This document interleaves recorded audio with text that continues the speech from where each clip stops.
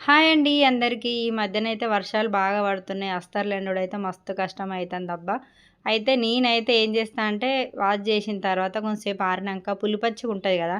అదే డైరెక్ట్‌గా కట్ చేస్తే కత్తెర కట్ కాదు, బ్లౌజ్ జరగదు. మిషన్ పైన పెట్టి కుడదామన్నా గూడా. కొంచెం తడిగా ఉన్నా గూడా స్టిచ్చింగ్ చేసేటప్పుడు అనేది బ్లౌజ్ అయితే అస్సలు జరగదనమాట. దానికే అతుక్కున్నట్టుంటది చెక్కకు. అయితే నేనైతే ఏం చేస్తా అంటే నా దగ్గర అయితే ఐరన్ బాక్స్ అయితే లేదబ్బా!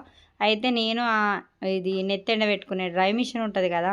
దాంతోటైతే ఈ విధంగానైతే లైనింగ్‌లయితే ఆరేసుకుంటా ఉంటాను. ఇట్లా దీంతోటైతే సేమ్ మనం ఎండలో వేస్తే ఎంత గట్టిగా ఎండుతాయో సేమ్ అదే విధంగా ఎందుకంటే మన జుట్టు కంటే ఇది ఇంకా ఫాస్ట్ ఎండుతదనమాట. ఇది కాటన్ కాబట్టి వాటర్ అనేది చాలా పీల్చేసుకుంటది.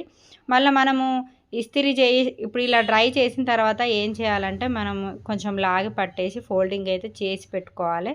మనం వేడితోటి ఇట్లా డ్రై అయితుంది కాబట్టి కొంచెం ముడతొచ్చే ఛాన్స్ అయితే ఉంటదనమాట.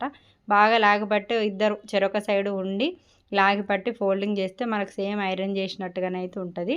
నేనైతే వర్షాకాలంలో ఎక్కువ శాతం ఇదే టిప్ అయితే పాటిస్తాను. ఐరన్ బాక్స్ కొందాం అనుకుంటున్నాను గానీ దాని టైం ఎప్పుడొస్తది? దేనికైనా టైం రావాలి గదండీ! ఈ ఐడియా గనుక మీకు నచ్చినట్టయితే లైక్ ఇయ్యండబ్బా! ఎవరికన్నా షేర్ చేసుకోర్రి మళ్ళా.